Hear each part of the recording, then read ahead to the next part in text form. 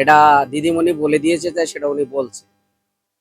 আর আব্বাস ভাইজান হেরে যাবে, কাশেম সিদ্দিকী ভাইজান বুঝলো কি করে আব্বাস ভাইজান হেরে যাবে? উনি কি কোনোদিন রাজনীতি করেছেন? না আচমকা মোটি সর্বভারতীয় সাধারণ সম্পাদক হয়েছে বলে উনি ভাবছে আমি পুরো রাজনীতিটা শিখে গেছি। এখন ওনার নিজের গদিটা কিভাবে বাঁচাবে উনি সেটাই নিয়ে চিন্তা না করুক। আব্বাস ভাইজানের শুনে ওনার পাল্লা দেওয়ার কোনো দরকারই নেই। আগে নিজের জায়গাটা ঠিক করুক, তারপর আব্বাস সিদ্দিকী ভাইজানের সঙ্গে ভাববে।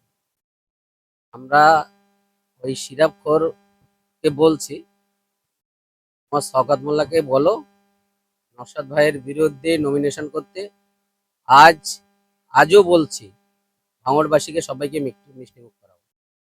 যেদিন নওশাদ ভাইয়ের বিরুদ্ধে উনি নমিনেশন করাবে সেদিন ভাঙড়বাসীকে সবাইকে বের মিষ্টিমুখ করাবো। বিগত দিনে বলেছি, আজও বলছি। আর সিরাপখোরকে ওনাকে একটু সচেতন থাকতে বলেন। সবে তো 3 দিন আড়াল হয়েছিল, আমরাও রাজ্জাক ভাইয়ের আন্দোলন নিয়ে আমরাও মাঠে নামছি। কে বা কারা খুন করেছে আর কে বা কারা ওর পিছনে ষড়যন্ত্র আছে, আমরা সেটা নিয়ে আমরা মাঠে নামবো। তবে আমরা দেখছি কতদূর পর্যন্ত এগিয়ে যেতে পারে আর কতদূর পর্যন্ত ওনারা শেষ করবে। যেখান থেকে শেষ করবে আমরা সেটাই থেকে শুরু করবো।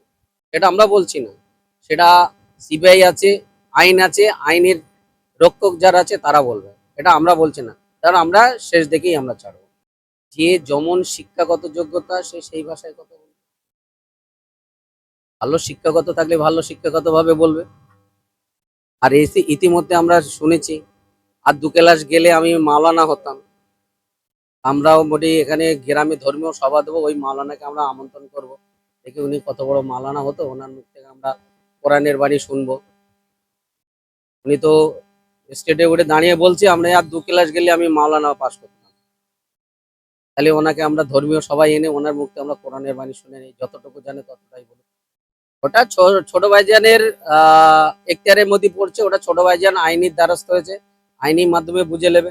তবে যে বা যারা বলছে তারা প্রমাণ যদি না করতে পারে তারা আইনের কাছে দ্বারস্থ হবে।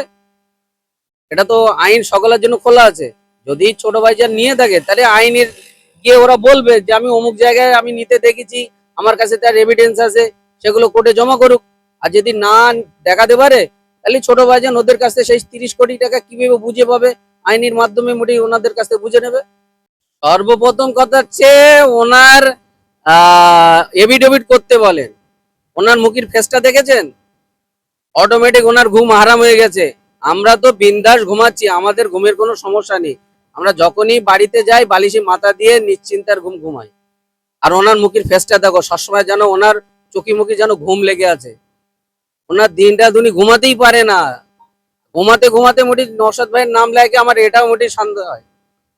আচমকা মোটি চুমকে উঠে বলছে নওশাদ এই করেছে সেই করেছে, মোটি ভয়েতে। ওনার নিজেকে আগে ঘুমাতে বলেন ভালো করে, তারপর আমরা ঘুমাতে পারবো কি না পারবো ওনার লেগে চিন্তা ভাবনা করবে। গতকাল একটা মিটিং হয়েছে তেঁতুলতলা ঘাটেতে, দেখলাম অল চালতে বেড়িয়ে অঞ্চল থেকে দেখছি 50 থেকে 60 জন লোক নিয়ে এখানে মিটিং করছে। একটা অত বড় ময়দান আছে সেখানে মিটিং করতে পারলো না, একটা ঘরের মধ্যে পার্টি অফিসের মধ্যে মিটিং হচ্ছে, আবার তো মাইক লাগিয়ে। আর তার কিছুদিন আগে 1 সপ্তাহ আগে আমরা এখানে একটা চা চক্করে করেছি, 250 থেকে 300 লোক এখানে হাজির, একটা চা চক্কর। তাহলে এখানে বোঝা যাচ্ছে আমরা ভাঙড়বাসী কতটা আমরা জিতবো আর কতটা জিতবো না, সেটা আমাদের 100% আমাদের কাছে শিওর যে আমরা জিতে যাচ্ছি। ওটা ওদের সাজানো নাটক। ভাঙড়বাসীকে এক শ্রেণীর মানুষ আছে, ভীতু মানুষ, তাদেরকে ভয় দেখানোর জন্য একের পর এক সাজাচ্ছে। লোকসভা নির্বাচনের পর থেকে আজ পর্যন্ত যত কটা স্টেট হচ্ছে প্রত্যেক স্টেটে 200, 250, 300, 1000, 1500 করে ওরা জয়েনিং করে নিয়েছে।